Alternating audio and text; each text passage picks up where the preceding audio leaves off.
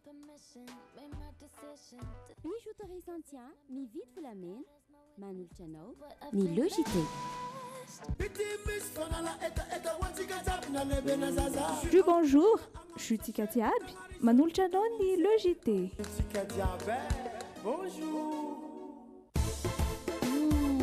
Sardine trésor. Manomboka ny logité miaraka amin'ny sardine trésor. Amin'ilay tiako be. Charbon-bout manolotra ho anao ny logité. Charbon-bout madio, mateza, mora ampiasaina. Telma safidiko numéro 1 malagasy manolotra ho anao.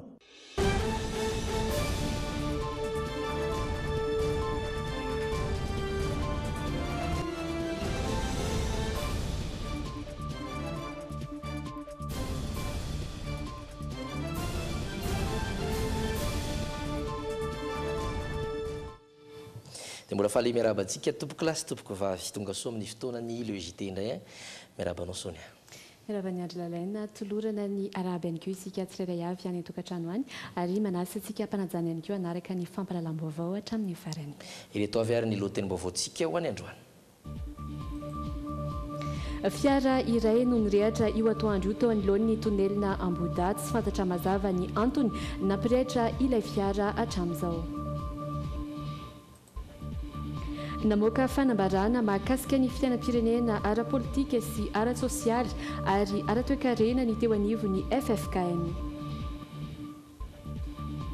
Ny tombo isatrany ny fitoriana ireo olona ambony eny anivo ny fitsarana avo raha araka ny nambarany lehibe ny mpampanolalana eny anivo ny fitsarana tampony. Misehatra ny famovozana tsy tokony mbola hiazakazahana ny fampidirana taxi be amin'ny lalam-baovao eny Tsarasotra raha nambarany teo anivo ny ATT tamin'ny androany. Ary eo amin'ireo maresaka iraisam-pirenena tontosa omaly alahady tao Bruxelles ny fifanaram-pisarahana teo amin'ny Grande-Bretagne sy ny vondrona Europeana.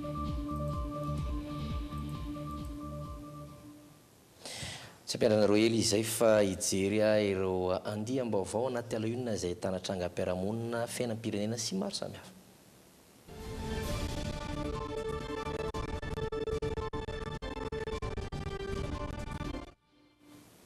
Eo amin'ny vaovao ny trangam-piarahamonina ary dia fiara iray no nirehitra io atoandro io teo anoloan'ny tonelina Ambohida. Tsy mbola fantatra mazava moa hatreto ny antony nampirehitra ilay fiara tsy fantatra raha tokony tompony ity fiarakodia izay nirehitra ity araky ny fanadiadiana izay nataony Rina Andrimalala eo amin'ny rindran-tsary ny Dolpha Rakotoniaina. Fiara R5 iray no nirehitra io atoandro io tetsy Ambohida teo ampita ny fitsarana avo momba ny lalam-pandrenana. Raha ny fanazavana tamin'ireo nanatry maso dia fiara tsy velona izy io no noezahana natao contre-attaque ka rehefa tsy velona dia nirehitra ho azy. Ny tompony ilay fiara kosa dia tsy hita tetỳ an-toerana mihitsy na ny lelalela aza ny afo. Izany nirehitra ho azy mahitsy mipeta be no lanjoro lahatra teo mireto mandeha moa ny rony mianiany hitanao le am'le zavatra lele mitokona io nirehatra ho azy mahitsy io beta be n'olona teo niteny sy teny le taorina teo misy le mipetraka io nirehatra mahitsy tabila misy saksambo misy maimbo raika zany dia lasa daholo to dia miamparitaka daholo ny olona. Misy ihany koa anefa ny laza fa ninina natao ny hetsika tahaka izao entina andemena ny hetsika manoloana ny HCC. Ireo mpanao fihetsiketsehana izay nilaza fa tsy marina ny filazana fa izy ireo nandoro ity fiara ity. Antontona le vahoaka manao le fihetsiketsehana eto io tomobile napetraka io dorany raha za manokana karaha ohatra raha hoe tsy avy amin'ny vahoaka io zavatra io manina tsy ve hoitiny napetraka teo dorany.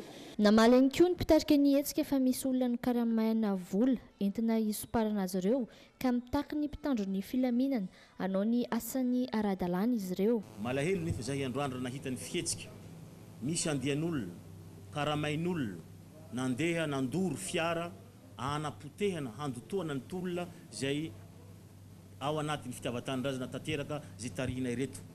Misy fiheverana diso hatramin'ny ela ohatrany hoe tsy tolona ny tolona raha tsy misy motro mirehitra zany hoe misy afo.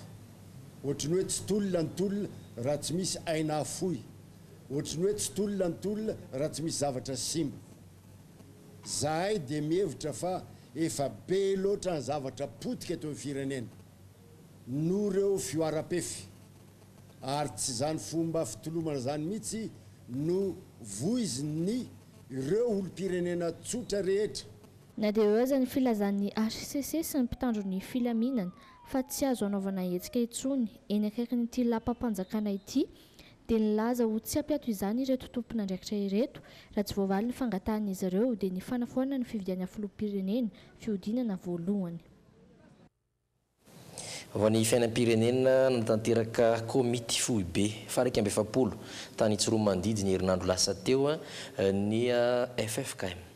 Taoriany izay fivoriana izay moa dia namoaka fanambarana mahakasika ny fiainam-pirenena ara-politika sy ara-tsosialy ary ara-toekarena ny teo anivon'ny FFKM na ny fiombonany fiangonana kristiana eto Madagasikara mitatitra ny vaovao Iandra Lalaina Andriamasy sy Doda Rajarinjato.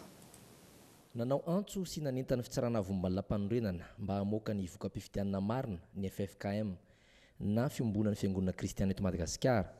Tao anatin'ny fanambaran'izy ireo nandritra ny komity fohy be izay nivory tany Tsiromandidy ny 20 ka hatramin'ny 12 Novambra lasa teo. No marina FFKM mafanatsy nirotsaka ho mpanaramaso mivantana ny fifidianana azy izy ireo dia nahatsapa tsy fitezana teo amin'ny fikarakarana izay efa nekeny CENI sy ireo olo-pirenena tsirairay ihany koa. Nanentana vahoaka malagasy mba ilamina ihany koa ny FFKM ary niangavy ireo kandida mpifanina amin'ny filoham-pirenena sy ireo mpiara-dia aminy mba hampitsahatra ny fifanivaivana ka hifanaja. Manoloana tsy fandriam-pahalemana sy ny fahantrana indray dia niantso ny rehetra mba hifanomitanana ho amin'ny fampandrosoana ka hijoro sy hiaro ny aina ny FFKM ary hanohitra ny fitsaram-bahoaka. Niantso ny fitram-panjakana mba hiasy hiaro ny vahoaka ary hampiatitra ny fahamarinana ihany koa ny FFKM ary hiaro ny harem-pirenena sy ady amin'ny fanotofana sy fakandro vahiny ny tanintsika malagasy. Eny amin'ny sehatry ny fitsarana indray vaovao avy eny anivon'ny fitsarana avo. Ny tombo isatra ny fitoriana ireo olona ambony eny anivon'ny fitsarana avo raha araka ny nambara ny lehibe ny mpampanolalana eo anivon'ny fitsarana tampony tamin'ny Andra Lalaina Andriamasy sy Doda Rajarinjato androany. Eo andalam-pandiniana izany izy ireo amin'izao fotoana izao na misy aza ny pitsopitsony tsy maintsy arahina izay mahataraiky azy fanadihadiana. Tafakatra valo amin'izao fotoana ireo antota taratasy pitoriana voarain'ny fitsarana avo na ny haute cour de justice hatramin'izay nijoroana. Roa amin'ireo no efa voadiniky ireo mpitsara anivon'ny HEJ ka nandraisana fepetra sy hanaovana fitsarana ato ato. Ny 5 kosa mbola eo andalam-pandiniana ary ny iray moa fitoriana vao azo tamin'ny herinandro lasa teo. Amin'ny ankapobeny moa zany dia hoe resaka kolikoly, corruption, exportation illicite na bois de rose, détournement de deniers publics nataona olona ambony zany olona ambony zay no atao hoe raha fitofitiana ohatrohatran'izay zany le fiampanganana le olona ao fa misy ihany moa izy fa tsy voatonona eto daholo. Mbola tsy voatsara daholo zany tsy mbola voatsara satria mbola misy le pitsopitsony izay tsy maintsy arahana hoe alefany amin'ny Assemblée nationale lesy. Mezaka manimba vaovaona mamoaka fanambarana trano ny fitsarana tampony amin'ireo raha izay misy eo aminy. Noho izany dia nilaviny lehibe mpampanolalana androany ireo filazam-baovao tsy avy amin'izy ireo. Misy vaovao tokoa tato izay lazaina fa hoe avy taty amin'ny haute cour de justice zany nefa tsara marina hoe te-pendoana fa tamin'ny herinandro ambony iny tsy nisy mihitsy communication va aty amin'ny haute cour de justice fa tsy fantatro hoe avy aiza ny olona mitonona haute cour de justice fa tsy avatelo le izy. Raha tsy evina dia fitsarana petraka andraisana sy andiniana fitoriana mahakasika filoham-pirenena teo aloha sy lehibe nahandrom-panjakana ary olona ambony ny fitsarana avo na haute cour de justice. Na izany aza dia miezaka manaraka ny lalàna izy ireo ka mandefa n'ireo fitoriana filoham-pirenena teo aloha ho eny amin'ny antemeram-pirenena aloha anton'izay mahatara ny fandiniana ireo fitoriana sasany. Pejiny fitsarana trano fanatsarana ny asan'ny fitsarana sy ho famerenan-kasina fitsarana dia miezaka mimetraka amin'ny toerany misy azy ireo fitsarana misy atao amintsika ny ministera fitsarana. Isan'izany ny fanamboarana trano iasan'ireo rafim-pitsarana ireo notokanana androany ny birao iasan'ireo mpitsara eo anivon'ny filan-kevim-panjakana na Conseil d'État tranobe ahitana efitra 8 manazava misimisy kokoa mahakasika izany ny mpitahiry ny tomboka se-panjakana sady minisitry ny fitsarana. Ty zany zao dia tena nahampy an'ireo be dia be mihitsy satria araka ilay niresahana teo amin'ny biraony taloha 8 ny mpitsara ao anatina efitra anankiray dia ty zany mba miampy efitra 8 izy zao dia mba afaka mba tsaratsarana dia sasany moa mijanona ao amin'ilay taloha ihany dia ny sasany zany mba eto dia mba manamoramora kokoa ny fiasa zay zavatra zay. iverenantsika kely ny vaovao ny trangam-piarahamonina tany Tomasina de Kizilahakely efa taona no nokakeriny alika teny analaka ninina hôpitaly be Tomasina ny farany rano lasa teo. Raha ny fantatra dia niaraka tamin'ny nenitoany ilay zaza no nosarangotiny ilay alika ary nokekeriny ireo olona sendra nandalo no namonjy sy nanafitra ilay zaza izay nentina tao amin'ny hôpitaly be tao Toamasina ihany. Niara-ny atezeran'ny vahoaka moa ilay alika ka avy hatrany dia notapahan'izy ireo ny lohany. Raha ny fantatra tsy eto an-toerana ny tompony ity alika ity ary efa ho roa andro izao no tsy nisakafo ity alika ity ka izay no antony nahatonga azy hitady any. Itoy aorian'ireto dokam-barotra reto ny fanarahanao ny vaovao eto amin'ny lojité.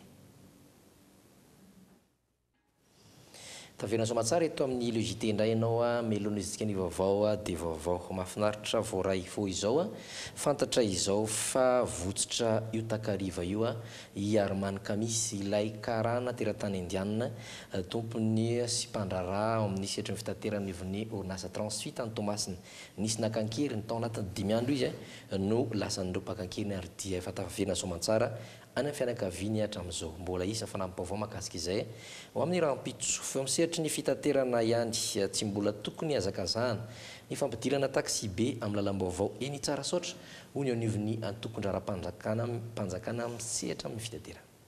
Rehefa volana latsaka izay no nosikafany ny lalany lalana sokajiana ho voie rapide ary nokendrena indrindra analefana ny fitohanan'ny fifamoivoizana. Mila fandinihana noho izany sy ny taxi be mampitoe ny tsarasotra sy ivato raha ny fanazavana. Ny resaka momba izany ary ny tale jeneraly ny ATT nandritra ny fionany tamin'ny miarso Rotsiravaka sy misa Razafinjatovo. Mitarika ny mpandeha teto Antananarivo nanao fihetsiketsehana tamin'ny farany herinandro teo ny resaka sarandalana. Nahitana izany ny tety Ivato izay nampiakatra ny sarandalana ho 700 ariary tamin'ny volana Oktobra saingy lasa 900 ariary zany rehefa nisy ny marimaritra iraisana niarana tamin'ny ATT. Manazava izay resaka sarandalana izay indrindra ny antokon-draharaha misahana ny fitaterana antanety eto amintsika. Taxi brosy no manana frais tapadalana fa ny taxi be tsy manana frais. Igny zany karazana fifanarahana eny amin'ny mpandeha sy ny tompon'ny fiara sy ny receveur fotsiny iny tapadalana iny fa tsy ny fanjakana no mamoaka an'iny. Sosokevitra naroson'ny mponina ny Ivato ihany koa ny sy ny taxi be mizotra amin'ny lalam-baovao ny tsara sotra. Fotodrafitrasa tafiditra indrindra ao anatin'ny fanitarana ny seranam-piaramanidina iraisam-pirenena ny Ivato. Iray volana latsaka izay no nisokafany ny lalan'iny. Tsy mbola tokony hazakazahana ny fampidirana taxi be amin'ny lalam-baovao ny tsara sotra izay sokajiana ho voie rapide hoy ny ATT. Ny fisokafan'io lalan'io efa ratsika mahita fa lasa nanalefaka ny fitohanana tany amin'ny digue tany Ambohibao tany. Zany zava-misy amin'izao fotoana zao. Zany hoe miamalalaka ny lalanana. Ny zava-misy koa nefa amin'izao fotoana zao manomboka te hisy fitohanana koa manomboka eo amin'ny rond-point tsara sotra makaty amin'ny route hydrocarbure. Ka tsika ve zany hanalefaka ny lalana aty amin'ny digue dia amorona embouteillage vaovao indray aty amin'ny route d'hydrocarbure. Na izany aza manazava ny ATT fa tsy manohatra ny etaetan'ny mponina amin'ny sy ny taxi be miasa amin'ny lalam-baovao eny tsara sotra saingy ilana fandinihana ny fanatanterahana izany hoy ny tale jeneraly ka takina mba ho taxi be manome lanja ny kalitaon'ny fitaterana na ilay antsoina hoe première classe no hiasa amin'iny faritriny. Fa vinavinaina hiakatra ny arikarena fao be ho an'ny taona 2024 raha oharina amin'ity taona 2024 ity. Mikasika ny tondrom-bidy eny amin'ny fanjifana indray dia tombanana hidina 7.2 izany ho an'ny taona 2024 raha toka 7.5 tamin'ity taona ity. Natomboka androany ny fandinihana ny volavolan-dalàna momba ny lalàna mifehy ny teti-bola mpanjakana 2024 eny anivony anteny miram-pirenena. Nanome ny heviny mikasika izany ireo solombavam-bahoaka teny an-toerana izay tafaresaka tamin'ny mpiardiana Razafindramanana sy Kasa Mbolamanana. Tahaka izao ny politika mahakasika ny fandaniam-bola mpanjakana taona 2024 2025 isanjato ny teti-bola no atokana hiasana amin'ny sehatra sosialy. Nahitana fiakarany 430.5 isanjato izany raha oharina tamin'ny taona 2024. 20 faingo telo isanjato ny telo-bola kosa no atokana ho an'ny fanamboarana fotodrafitrasa, niakatra 7 faingo 5 isanjato izany. Ho an'ny fampandrosoana ny tontolo ambanivohitra sy ny famokarana, 12 isanjato ny telo-bola no atokana ho an'ny fampiroboroboana ny voka-pambolena, fikajiana ny aivoary sy ny maro hafa. Ho an'ny filaminana indray dia 3.2 isanjato ny telo-bola 7.12 no amin'izany. Tafiditra ao anatin'izany ny fanomezana fotodrafitrasa sy fitaovana arifomba ary ny tetikady iraisan'ireo ministera misahana ny filaminana. Ho amin'ny famindram-bola mankany amin'ny komina ho fampiroboroboana ny fitsinjaram-pahefana dia mitetina 5.7 miliara ariary ny vola olaniana amin'izany. Ny zavatra somary manahirana kely ny saina dia midina ny fiakaran'ny vokatra azo amin'ny secteur primaire satria miena 2.7 isanjato izay raha ohatra ka 4.7 isanjato izy tamin'ny 2018. Zany hoe raha ny sosokevitra zay napetrako tany amin'ny asambombiera moa dia hoe foano aloha zany ny resaka hoe fividianana fiarakodia vaovao ho an'ny ministera rehetra. Efa maro loatra ny plaque rouge dia anampio ny vola entina anampiana amin'ireo tantsaha mpamboly sy mpiompy. Ireo solombam-bahoaka hafa izay tafaresaka taminay androany kosa dia mitaona ireo nama mba handany aingana ity volavolan-dalàna ho an'ny teti-bolam-panjakana ity mba hahafahana miasa. Raha bangoiko tokana zany dia misy ny fitsinjovana zay sosialim-bahoaka zay ireo ministera zay voakasika an'izay dia misy koa ny ministera zay miay ny filaminana zay hita fa hoe ho ampina koa zany teti-bolan'izy ireo dia zahay zany dia mandany an'io teti-bola io satria raha tsy lany io dia tsy mihodina ny raharam-panjakana eto amin'ny firenena. Ny roso tamin'ny fandiniana izay volavolan-dalàna momba ny lalàna mifeny fitantanam-bolam-panjakana 7.12 tety Tsimbazaza moa ireo solombam-bahoaka tamin'ity androany ity. Fivoriana izay mbola mitohy ary mety mbola hitohy hatramin'ny rahampitso izany. Feo anivon'ny komina Antananarivo renivohitra kosa dia entitra izy ireo amin'ny fampandrosoana ny tanàna. Mitaky ny anatsaharana ny fanotofana tany tsy ara-dalàna eto an-drenivohitra ny tompon'andraikitra eo anivon'ny tanàna Antananarivo renivohitra. Misy ihany koa ny fikarohana izay tompon'antoka amin'ny fanotofana tany. Nanangona ny vaovao Rina Andrimalala sy Dolpha Rakotiniaina. Fiara 5 no nogiazan'ny komina Antananarivo renivohitra noho ny resaka fanotofana tany tsy ara-dalàna ny faran'ny herinandro lasa teo. Nambaran'ny teknisiany eo anivon'ny tanàna Antananarivo fa tsy misy fahazon-dalana anotra tany amin'izao fotoana izao. Tsy ara-dalàna avokoa ireo izay manao izany.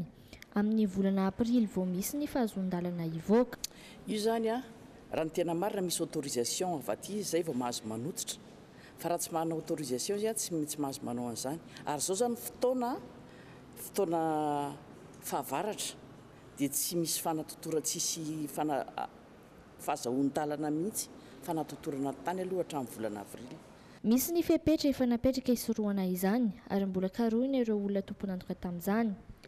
Maly efa naheno angamba zareo tsisy satsony fa isan'andro zay ny asan'ny ireo polisy communal municipal ireo manara-maso ohatrany hatrany na mifiry.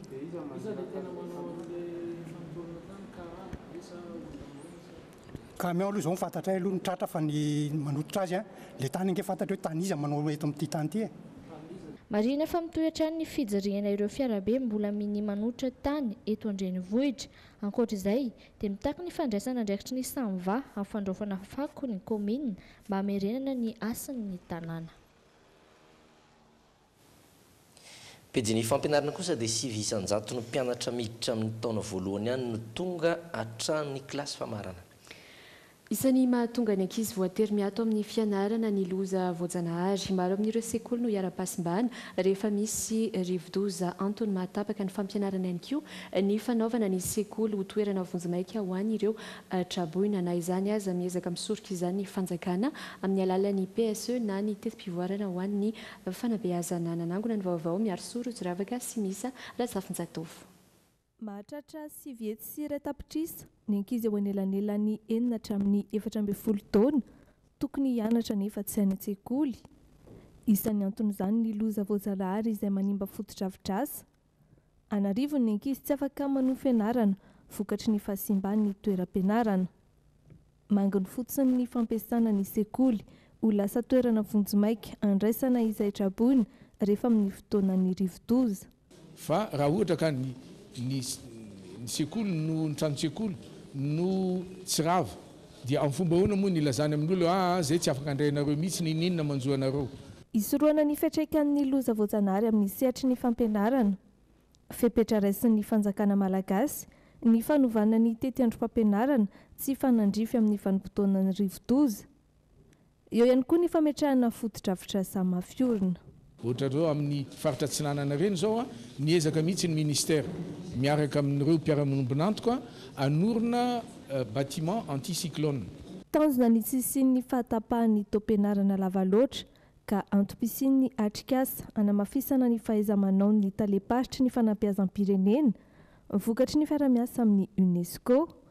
Atrikasa izay aharitra amin'ny 9 Novambra izao. Anatsirabe kosa araka ny angomaovao entin'ny zoram-penandrasana dia mbola mila ezaka ny fanajana ny zondolombelona manana fahasembana. Vehivavy manana fahasembanana iray no niaran'ny fanilokiliana tao amina tobim-pahasalamana iray tao Antsirabe. No lavy ny tompon'andraikitra toerana io ny idirany seza misy kodiarana n'ilay renim-pianakaviana. Tsy mbola voahaja ny zon'ireo olona manana fahasembanana vaotodi-tranga na atsapany fanilokiliana ity renim-pianakaviana manana fahasembanana ity tamin'ny herinandro lasa teo raha nanatona tobim-pahasalamam-bahoaka iray ao Ambalavato. Zana koa etoan'ny centre zany dia narary le zaza moa dia nandehanaka fanafody zay dia za koa tsy dia en forme dia niarak'izay hoe ndao tonga dia miaraka miditra dia amin'izay mba tsy mivezivezitsika dia ka rehefa avy eo dia mitsofoka le zanako dia iny koa nanaraka dia tonga dia ozy izy hoe tony zavatra misy pneu tony zavatra mantoto trano tony ozy nakasarotony be zany le lalany tokony hoe vao metro amin'ny CSB teo le vavahady io dia mitio daholo le olona tonga dia nitsofoka fa ny anazy zany nakasarotina be le lalana mandoto trano tabataba be moa izy dia le mpamafatrano ao zany teny hoe tsy maninona alao fafako fa aiza ary izy ny andeha tena hitako hoe mbola mipetraka be le fanilokiliana. Surtout zavatra ohatr'izany tokony tsy ho teneny ary tena makarary fo le izy. Araka ny nambarany ity renim-pianakaviana ity hatrany dia tsy voasambana izy no niaina tsy fanajana azo tahaka izao tao amin'ny toerana io. Nanamafy ny taleparitry ny fahasalamana eto vakinakagatra fa tsy azo ekena ary tsy tokony iseo ny fanilokiliana tahaka izany eny anivon'ireo hôpitaly sy tobim-pahasalamana satria fahasalamana ho an'ny rehetra no tanjon'ny ministera. Tobim-pahasalamana rehefa tobim-pahasalamana moa dia mitovy daholo na miankina fanjakana na tsy miankina fanjakana tantanan'ny fanjakana daholo ihany izy rehetra fa ho an'ny miankina fanjakana manokana fandraisana ny ireo olona manana fahasembanana dia ministera fahasalamana dia nanisy nanao engagement tokoa amin'ny fandraisana ireny olona reny manana sarta manokana izy dia tokony ho amoraina aza ny fidiran'ireny olona reny mamonjy ny hôpitaly fanjakana ary faharoan'izay ny hôpitaly fanjakana dia natokana tsy natokana ho an'olona voafaritra fa natao ho an'olona rehetra ny fahasalamana dia ho an'ny vahoaka rehetra tsy akanavaka. Hisy moa ny fepetra ho raisiny avy ao amin'ny sampandrarahan'ny fahasalamana eto Antsirabe mahakasika io tobim-pahasalamana io. Ny olana fotsiny dia tsy mbola fahasahiny ireo hiaran'ny fanilokiliana tahaka izao manao fitorohana sy fitarainana any amin'ireo hivitoerana misahana izany eto Antsirabe. Hatreto mbola tsy izy tena mbola tsy nisy zany aloha taty hoe ireo olona manana fahasembanana dia hoe voahilikilika tao anatin'le izy ka tena nitarainana no andisoratra taty aminay hoe misy trangandravatra ohatrohatr'izao fa kosa raha tena misy le trangandravatra zany mahakasika ny fanilokiliana dia zay le hoe misy karazana eritseritra zay dia azon'olona manana fahasembanana ny manatona ny hivitoerana satria dia misy hivitoerana anankitelo raha ito Antsirabe voalohany resahana dia misy ato amin'ny foibebaritry mipona fiainana sosialy mpavivanina vakinankaratra misy ihany koa ny ao amin'ny commune Ambonivohitra Antsirabe ary misy ny ao amin'ny ONG sody fafana ireo zany dia mandray olona tsy hoe ny olona manana fahasembanana ihany fa ny olona rehetra amin'ny ankapobeny.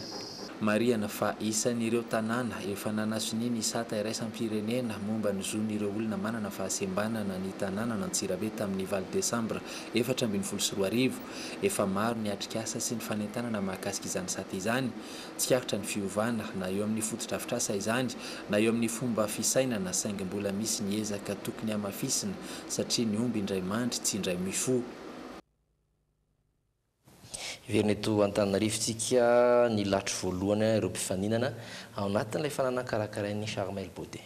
Omaly moa no nilatro sy nampiseho ny talentany voalohany tokoa ireo mpifaninana Miss Princesse, Miss Petit Princesse ary Petit Prince tamin'ireo mpandray anjara maheriny izato dia tsy mbola nisy aloha no nihintsana fa samy nomena naoty avokoa ireo mpandray anjara hira, dia ary tonokalo sy ireo talenta hafa izay nananan'ireo ankizy no entiny nanasongadinana ny tenany nandritra izay fifanitsanana izay. Ny ora miarin-jatovy sy Dolpha Rakotoniaina.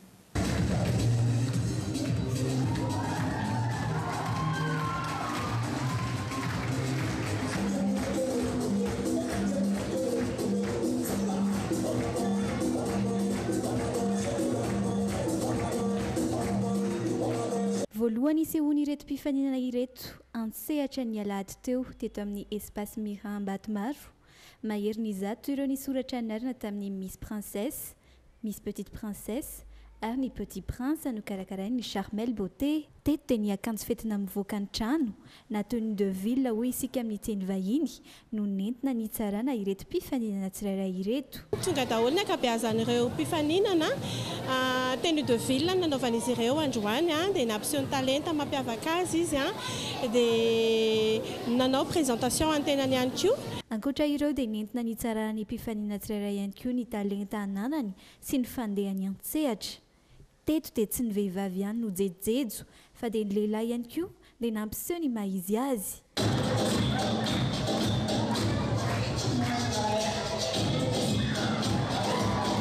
Katanena ny hoentiko androany dia kata ana-karate.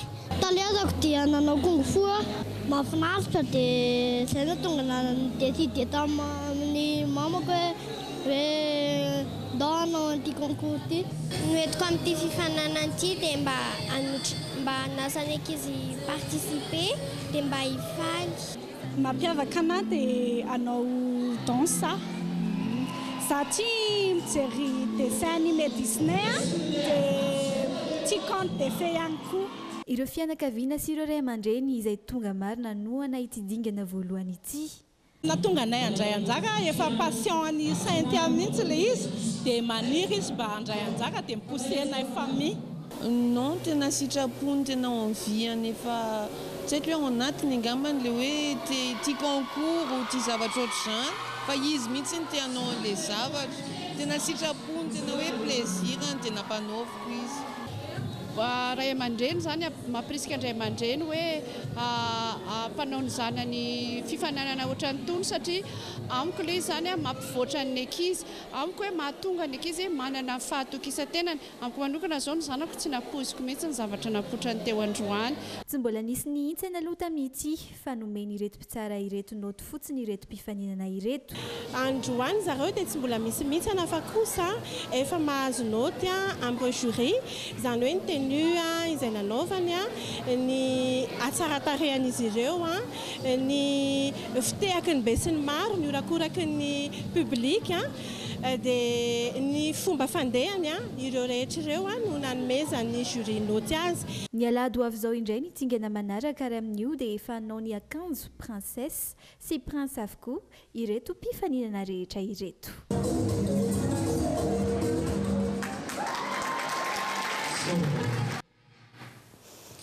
Maresaka resam-pirenena vaovao mahakasika ny vondrona Européenne. Totosa omaly 20 novambra atao Bruxelles ny fanarahanam-pisarahana atao amin'ny Grande-Bretagne sy ny vondrona Européenne isan'ny fanontaniana mbola mipetraka kosa amin'izao fotoana atao ireny fifanarahan-pisarahana iny ny mety ho endrikendriky ny fifandraisana eo amin'ny Londres sy Bruxelles fanadihadiana. Eritaona mahery taty aorian'ny fifandresendahatra totosa omaly tao Bruxelles ihany ny fanarahan-pisarahana teo amin'ny Grande-Bretagne sy ny vondrona Européenne. nankatoavina ireo mpitondra fanjakana misa 17 teo anivony vondrona Europeana nandritra io fiaonana manan-tantara ho malalahady io ny fistahan'ny Grande-Bretagne tanteraka ao anatin'ny vondrona Europeana. Ny 20 martsa ho avy izao no hiala tanteraka anatin'ny vondrona Europeana i Grande-Bretagne 47 taona taty aoriany nahampikambana azy. Marina fa na eo azy izay fifanarahanam-pisarahana izay dingana iray hafa tsy maintsy mbola lalovana kosa ny fankatoavan'ny parlemanta Europeana sy Britanika izany. Isan'ny fanontaniana mipetraka amin'izao fotoana taorian'ny fanarahanam-pisarahana iny ny mety ho endrikendriky ny fifandraisana eo amin'ny Londres sy Bruxelles.